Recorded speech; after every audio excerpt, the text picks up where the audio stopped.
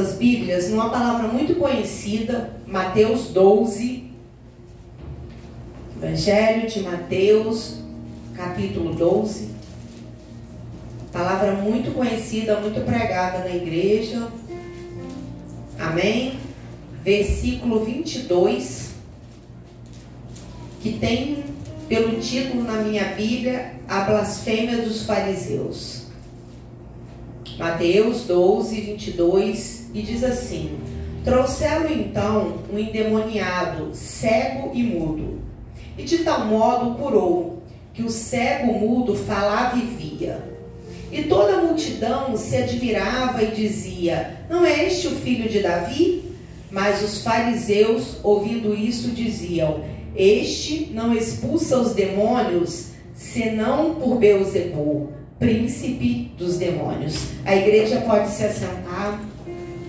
Amados, esse capítulo, do Evangelho de Mateus, o 12, ele é muito rico, que ele começa logo no início com Jesus falando, confrontando, vamos dizer assim, as noções das tradições do sábado, demonstrando ali compaixão e que a misericórdia era muito maior que a obediência rígida à lei, que muitos faziam. Em seguida, se nós formos seguindo esse evangelho, somos confrontados com uma poderosa afirmação que Jesus, ele afirma que ele é maior do que o tempo, indicando a sua autoridade divina aqui na terra. Seguindo, Jesus entra ali naquela sinagoga, naquele lugar onde existia um homem com a mão mirrada, e ele cura aquele homem, desencadeando ali uma raiva muito grande nos fariseus, porque quem era aquele que curava? Quem é aquele que pegava espigas no sábado? Quem é aquele que tinha autoridade, que multidões seguiam ele? E a narrativa continua com Jesus tendo um pano de fundo, de uma forma em que os fariseus começam a conspirar contra Jesus. Se nós formos ler esse capítulo ou os demais evangelhos, nós vemos Jesus com um propósito a se cumprir na terra, e sabemos que havia um opositor, que é Satanás e seus anjos caídos, tanto que Jesus passa pela tentação, que queria a todo tempo atrapalhar o propósito de Deus se cumprir aqui na terra.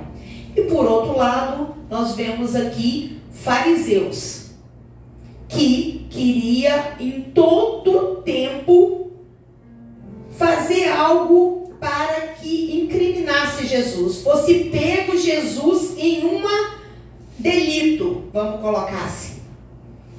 E quem eram esses fariseus? Quem eram esses homens que blasfemavam contra Jesus, como o título, que tinham raiva de Jesus, que maquinavam contra Jesus? Eles eram integrantes de um grupo de quem? Dos judeus, ao qual eles se destacavam pela oposição naquele momento a quem era o ministério de Jesus, por ele curar, por ele fazer obra no sábado, por ele estar ali e não obedecer o que aqueles judeus falavam. Eles eram conhecidos também por serem intransigentes e rígidos na observância da lei. Eles tinham um elevado nível moral, acreditavam na ressurreição, nos anjos, também nos demônios, e criam que o Messias tão esperado viria. Criam na instituição, eles criaram a instituição da sinagoga, promoveram a ideia de pureza sacerdotal para os judeus. Eles criam nos 5 primeiros da Bíblia, que era a Torá, e estudavam. E criam também, não só na Torá lida, mas falada, numa lei falada, que era a lei de Moisés. Eles se diferenciavam por suas práticas e crenças. Esses eram os fariseus. Se nós formos ler o significado da palavra o fariseu, é um povo separado, porque vem do hebraico, que paraste, passaste, não lembro muito bem. E Jesus, no decorrer desse ministério dele terreno, ele tem por um lado Satanás, os seus demônios caídos, que não quer que Jesus cumpra o propósito de morte na cruz, de salvar, de redenção. A todo momento ele fazia tudo para Jesus desistir do propósito, mas olhar para homens, judeus, vendo Jesus pregar, curar, libertar, operar milagres, e eles se levantarem contra ele, a gente pode achar assim, é um pouco demais. Duas grandes oposições. Por um lado, um poder satânico, que não era maior do que de Deus e jamais será. Um poder de opressão, que em todo momento na Bíblia a gente vê homem endemoniado, mulher endemoniada, menino endemoniado, doenças que Satanás tem, sim, como colocar na pessoa por legalidade minha e sua. Tanto que este homem estava endemoniado, e por estar endemoniado, ele também estava cego e surdo.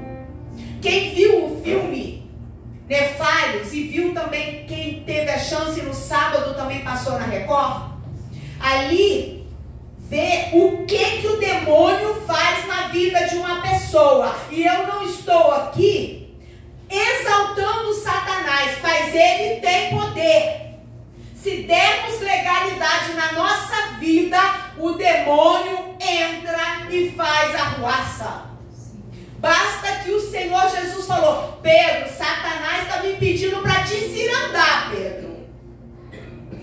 Então, amados, voltando aqui, que eu não tinha escrito nada disso.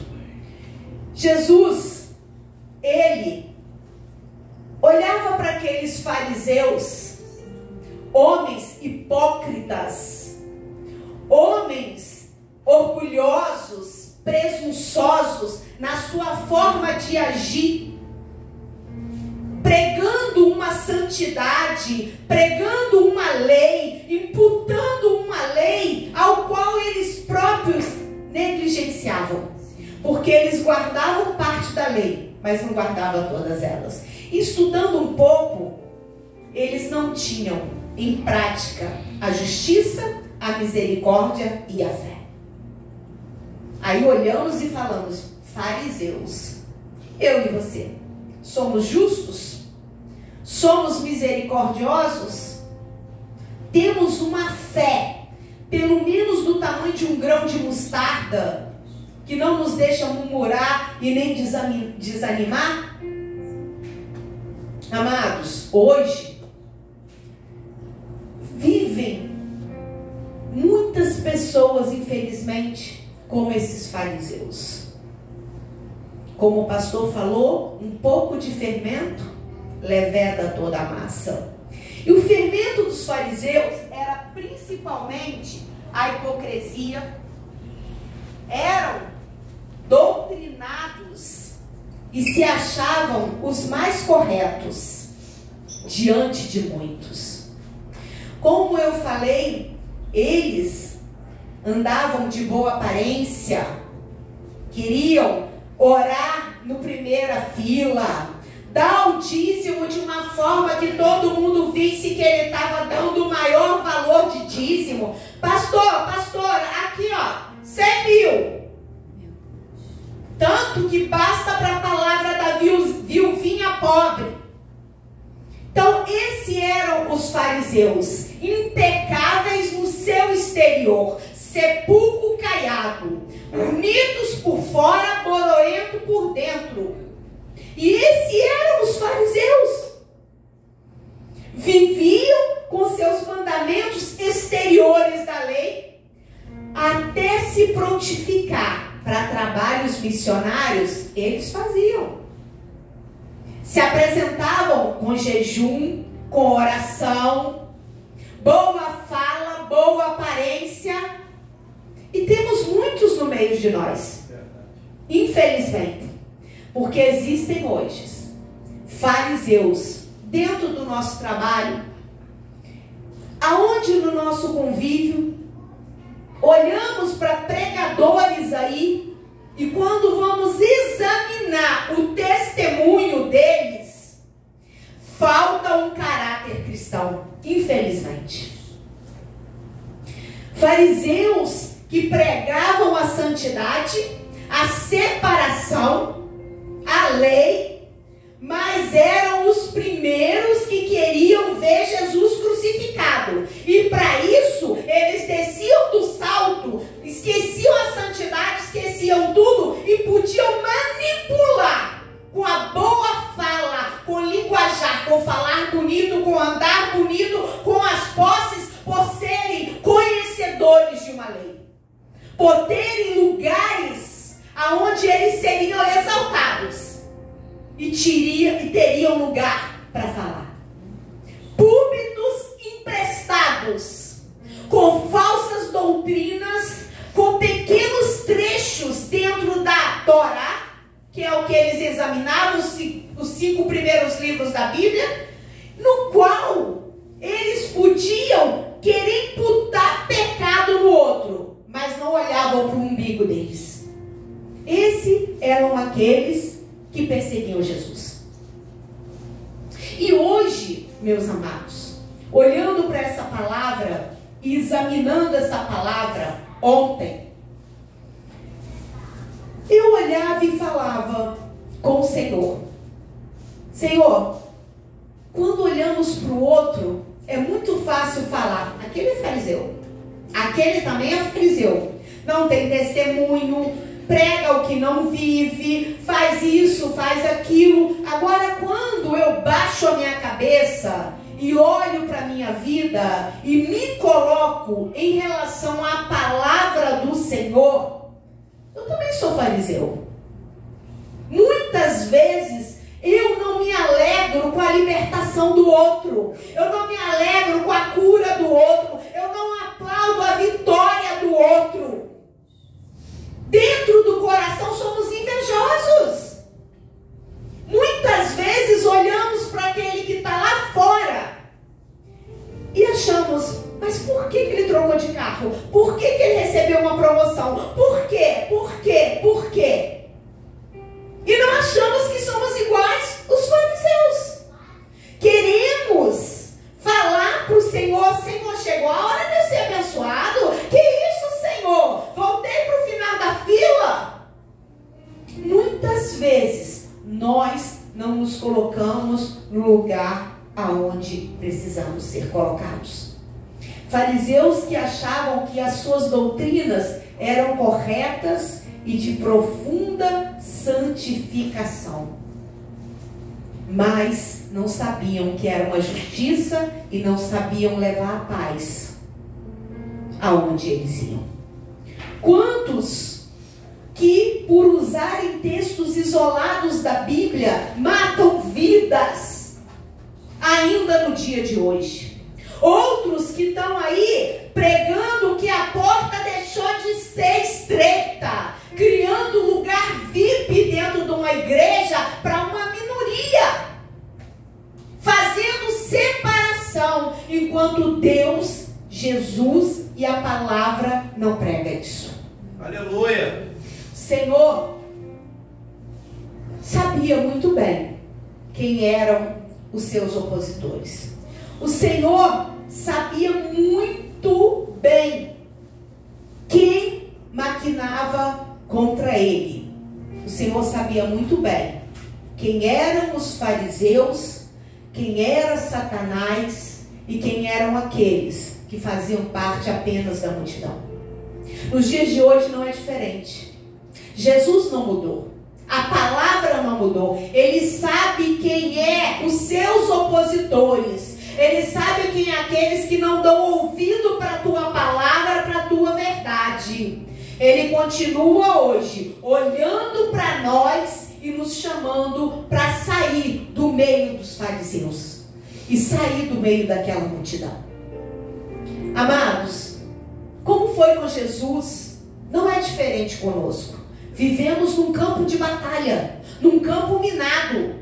Vivemos no meio da multidão, no meio dos fariseus, no meio de discípulos, numa palavra que é pregada, mas no meio de pessoas endemoniadas, cegos, surdos e mudos, com a mão mirrada, pessoas com influência maligna. E eu estudava essa palavra desde ontem. Eu estou vivendo dentro do trabalho uma opressão. E ontem, na hora que eu ia abrir a minha boca, eu falei: Senhor, refreia a minha língua. Eu tenho pedido para o Senhor refrear a minha língua. E eu me voltei para o computador. Por uma pessoa que não serve a Deus, pelo contrário, serve a outros deuses, que a todo momento faz de tudo. E a outra menina do meu lado falou: nossa, nem parece, né, que ela tem um domínio para falar. Eu falei: o diabo também sabe dominar o que é dele. Ele sabe até a hora que a fala mansa dele irrita. Aí a outra menina falou assim: porque não era com você. Ela estava querendo irritar a Sandra. Não era você, senão você não ia achar engraçado. Mas pela misericórdia do Senhor, ela fez uma arruaça tão grande. O diabo usou ela de uma forma que ela envolveu todo mundo de dentro do escritório, que hoje ela foi colocada no lugar dela por uma superior dela. Então assim, mas não é fácil. Calar a boca diante da afronta, se fazer de surdo e muda, não é fácil. Matar a nossa carne não é fácil. Sabe por quê? O diabo, ele é astuto. Satanás usou a palavra para confrontar Jesus. E muitas vezes nós vamos vencer calados e não quando nós confrontamos. Aleluia. E Jesus aqui, dentro desse texto, ao qual nós vemos toda uma artimanha aqui contra o ministério de Jesus. Tanto que no versículo 22 diz assim: trouxeram-lhe então um endemoniado, cego, surdo e mudo, e de tal modo curou, e que o cego e o mudo falavam e via. E toda a multidão se admirava e dizia: não é este o filho de Davi? Mas os fariseus, ouvindo isso, diziam: este não expulsa os demônios, senão por Beelzebul, príncipe dos demônios. Amados, a Bíblia não fala quem era esse homem. A Bíblia não fala quanto tempo esse homem estava endemoniado, sofrendo, cego, surdo. A Bíblia não fala quem, onde e por onde esse homem andava, se alguém ajudava, se alguém socorria. Esse homem aqui entrou e saiu. Entrou endemoniado e saiu curado e liberto. Mas aqui vem dizer que a multidão que estava ali, ela admirava: quem é esse que cura o endemoniado? Sabe por quê? Naquele tempo existia o exorcismo. Naquele tempo existia a prática do exorcismo. E muitos passavam por exorcismo e creio que pela misericórdia do Senhor até eram libertos dos demônios. E será que aquele homem não tinha passado várias vezes pelo exorcismo e continuava endemoniado? Muitas vertentes. Quando a gente entra dentro do texto, como diz o pastor Marcelo, e você começa a imaginar, você não vê ninguém ali: ai, glória a Deus, que ele foi liberto, que ele tem uma vida restaurada e transformada. Não, a multidão está admirada. Quem é esse? Quem é esse? Será que ele é filho do Davi? Não, o Messias ele não é, porque o príncipe entraria aqui, um cavalo branco, ele ia ter soldados em volta dele, ele ia dar ordens, e todos iriam obedecer. Não é um filho do carpinteiro de jeito nenhum, da realeza de Davi. É assim que a gente pensa. Esse aí, se é usado por Deus, misericórdia, né? Vinha alguma coisa que preste dele? Pelo amor de Deus. De novo pregando, de novo orando,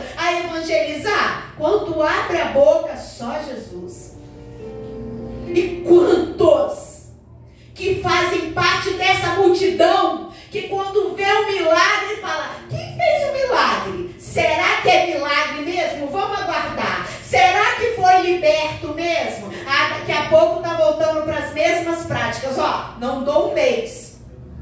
Quantas pessoas agem dessa forma? Infelizmente, ali também existia os fariseus. Fariseus que eram examinadores da lei, hipócritas e presunçosos, que não olhou para aquele homem, não quis saber da multidão. Peraí, ele está libertando é por Belzebu. Belzebu naquele tempo era um deus deles, de Baal. A mistura Belzebu é a mistura de Baal com Zebu. E eles idolatravam, mas é um nome também de um demônio. E que eles estavam falando, ele expulsa Satanás, o demônio, por outro demônio. E era isso que aqueles fariseus queriam imputar em cima de Jesus. E eu te pergunto nesta noite, quem somos nós? Quem sou eu diante daquele grupo que está ali? Quem sou eu diante de uma libertação? Quem sou eu diante de uma cura? Quem sou eu diante de um milagre? Quem sou eu diante de Jesus? Quem sou eu diante daquilo que Jesus fez e continua fazendo? Faço parte da multidão que olha para o milagre e diz: quem é esse que operou o milagre? Não conheço Jesus e fico somente admirado com o que está acontecendo? Ou eu sou do grupo do fariseu, que tenho sempre uma resposta contrária ao milagre e pronto para blasfemar ou ridicularizar ou não crer no milagre? Ou eu faço parte do grupo de discípulos, que em momento algum vê ali, mas sabe quem é Jesus, andava com Jesus, via os milagres e iam sofrer também com esse farisaísmo, com esses hipócritas, com esses mentirosos e caluniadores. Em que grupo nós nos enquadramos? Aonde nós nos encontramos? Somente quem é discípulo e caminha e tem intimidade com Jesus ia saber que somente ele tinha e tem autoridade sobre os demônios. Só ele cura, só ele liberta, só ele transforma, só ele pode dar uma nova vida. Aleluia. Mas quem não é discípulo vai ficar junto com a multidão. Quem é esse? Sempre com uma interrogação. Assim como Jesus ouviu aqueles fariseus falando que ele libertava por Belzebu, Jesus ele chama aqueles fariseus, assim como ele chama cada um de nós todos os dias. No versículo 25 diz assim: Jesus, porém, conhecendo os seus pensamentos, disse-lhes: todo reino dividido contra si mesmo é devastado, e toda cidade ou casa dividida contra si mesma não subsistirá. E se Satanás expulsa Satanás, está dividido contra si mesmo. Como subsistirá então o seu reino? E se eu expulso os demônios por Belzebu, por quem expulsa então os vossos filhos? Portanto, eles mesmos serão vossos juízes.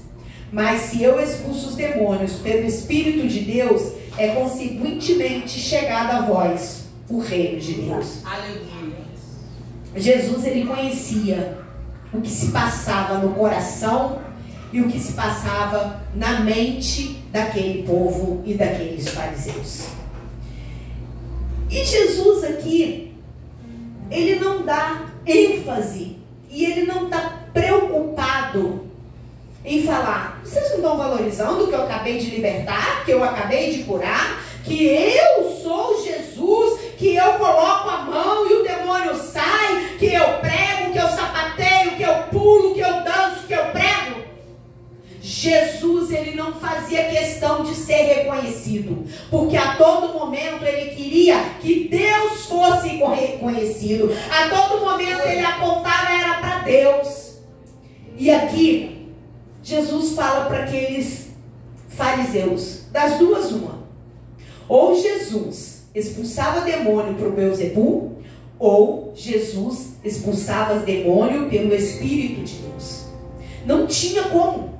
Jesus, ele fala ali de um reino dividido. Como que pode um demônio mais poderoso expulsar um demônio menor? Ou um demônio menor ter medo do demônio maior? Então Satanás agora está dividindo o reino dele? Um demônio contra o outro? Uma briga contra o outro? Não.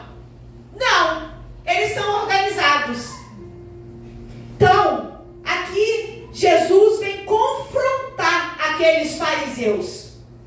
Mas, se eu não expulso o demônio por Beelzebul, entenda que eu expulso pelo Espírito de Deus. E vocês entendam que o reino de Deus está sendo instalado nesta terra. E quando o reino de Deus chega, o diabo bate em retirada. E aqueles fariseus tinham que entender isso. E Jesus lá em Lucas 17, 21, ele diz para os fariseus: o reino de Deus está no meio de vós. Ele era, ele é e será eternamente. Aleluia! William Barclay, um estudioso do Novo Testamento, diz assim: observando que o sinal apontado por Jesus na vinda do reino não foi de templos cheios ou de grandes campanhas de avivamento, mas sim Deus atuando entre os homens para libertá-los. Amados, eu fui ler o que esse estudioso William Barclay falou, e ele diz assim, que pode haver sim evidências, prodígios, grandes sinais, avivamentos, muitas curas, muitas libertações. Mas sabe aonde Jesus ensinou que o homem é liberto, que a mulher é liberta? Mateus 11:5. Os cegos vêm, os coxos andam, os leprosos são limpos e os surdos ouvem. Os mortos são ressuscitados e aos pobres anunciado o Evangelho.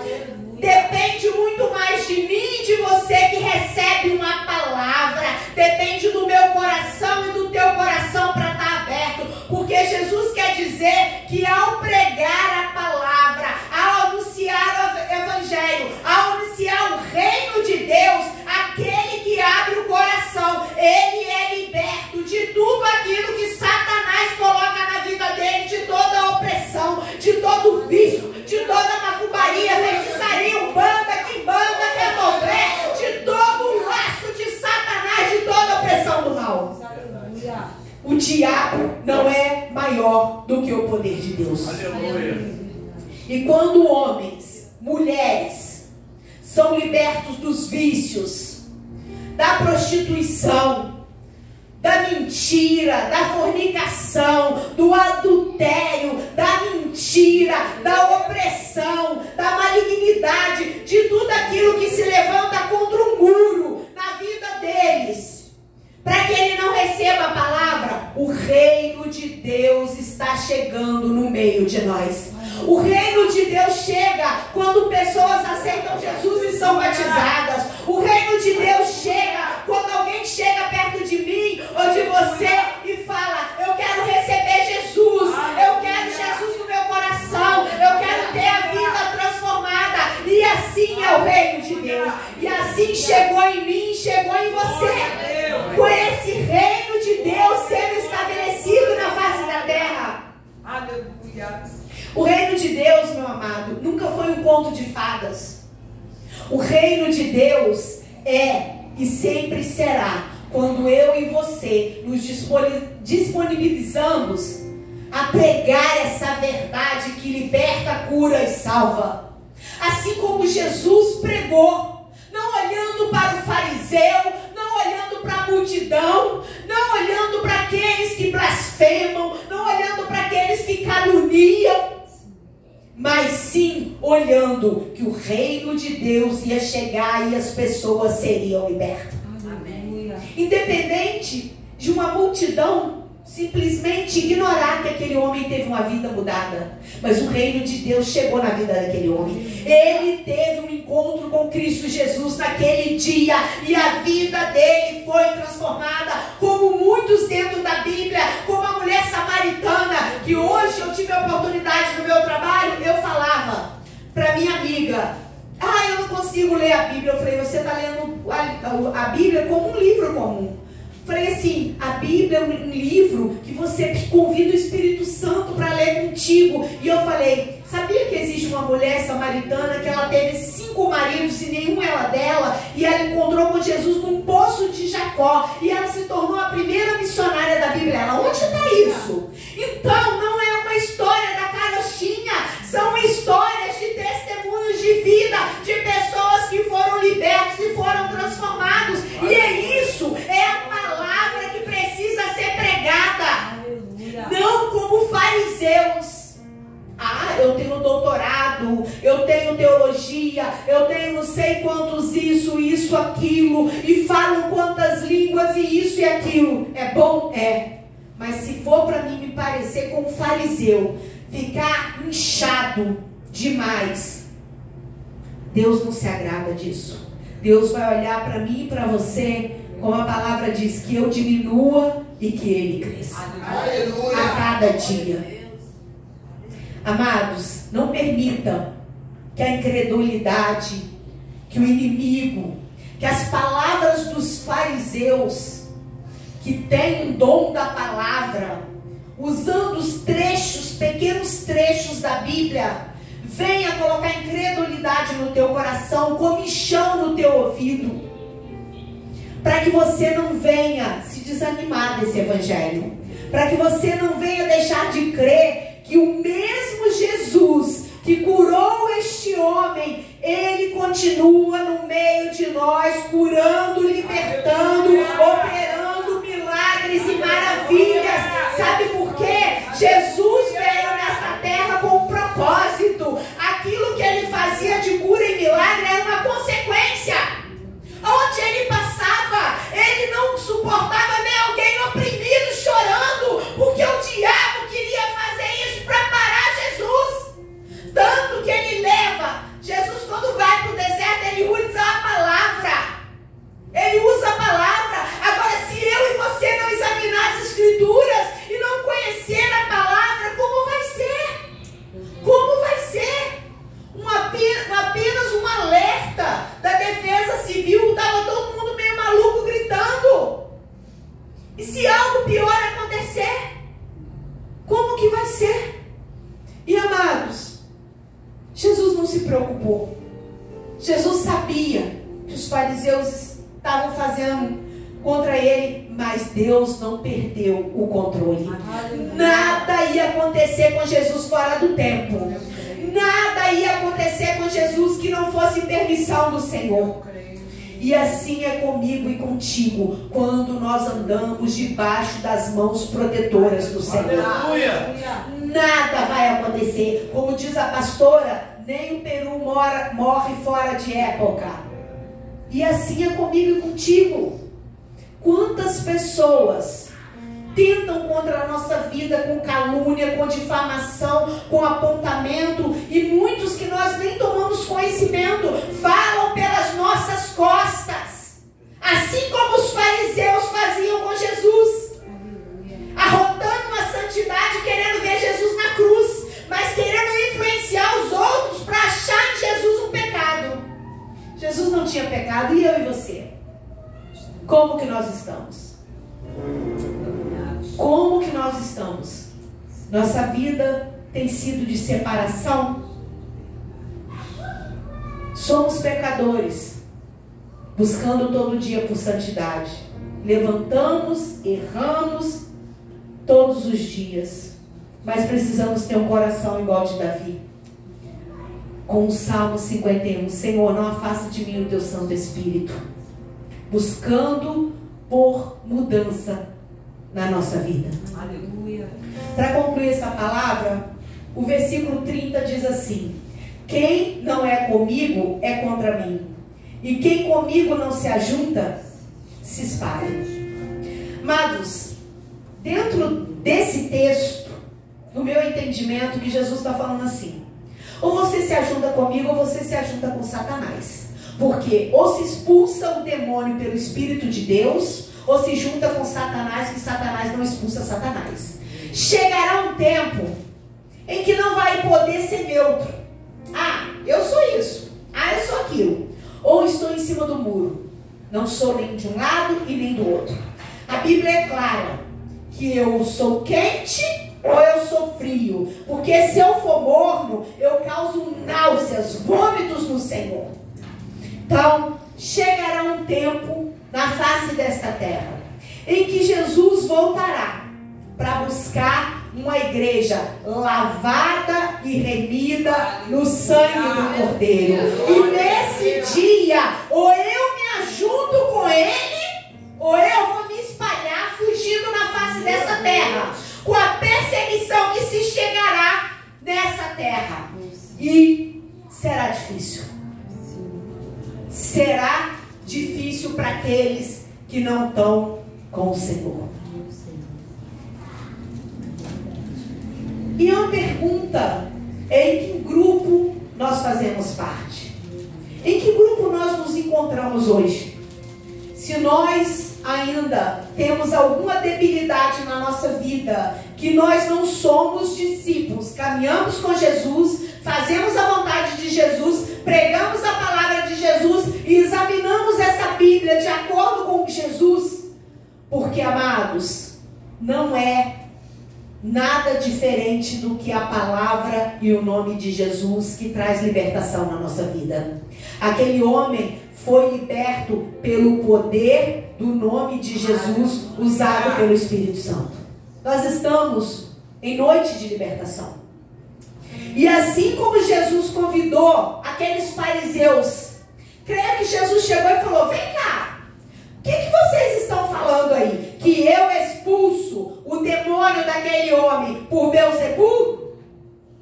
Ou eu expulso pelo Espírito Santo de Deus que vocês não conhecem e não querem conhecer? Que grupo que eu e você fazemos parte? Ou eu escolho ficar no meio da multidão porque eu não quero ter mais comprometimento do que eu já tenho? Era assim a multidão. Corria atrás de Jesus por milagres. Ganhava o milagre, via o milagre e ia embora. Mas os discípulos caminhavam com Jesus, andavam com Jesus 1 milha, 2 milhas. E é isso que Jesus nos chama. Saber que fariseus vão existir. Fariseus vão se levantar contra mim e contra você. Vão blasfemar contra as nossas vidas, vão maquinar contra as nossas vidas, vão desejar que sejamos aprisionados, que vamos cair. Mas aquele que está guardado no esconderijo do Altíssimo, à sombra do Onipotente, aquele que crê num Deus Todo-Poderoso, aquele que faz a vontade do Pai, porque Jesus estava ali fazendo a vontade do Pai, apontando toda hora para ele. É noite de libertação e Jesus está na casa. Jesus é aquele que expulsou aquele demônio e aquele homem foi curado. De cego ele passou a ver, de surdo ele passou a ouvir. Então, que nesta noite toda surdez espiritual, toda cegueira espiritual, toda limitação, porque um cego e um surdo não anda sozinho, ele é limitado. Ele sofre, mas que nesta noite o Senhor Jesus Todo-Poderoso, que em nome dele, na autoridade do nome dele, toda cegueira espiritual, toda surdez, toda falta de credulidade que vem através dos comichões do ouvido vão cair por terra. Tudo aquilo que nos limita de ouvir, de ter uma vida transformada, de ser curado e de ser liberto, caia por terra em nome de Jesus.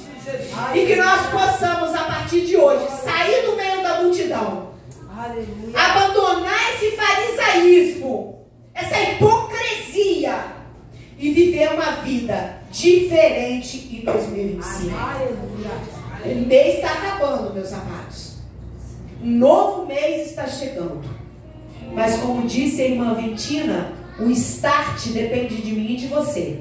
Porque Jesus está com as mãos abertas, pronto a nos libertar e nos curar e escrever uma nova história para nós. E assim, eu agradeço a minha rica oportunidade nesta noite, em nome de Jesus. Aleluia.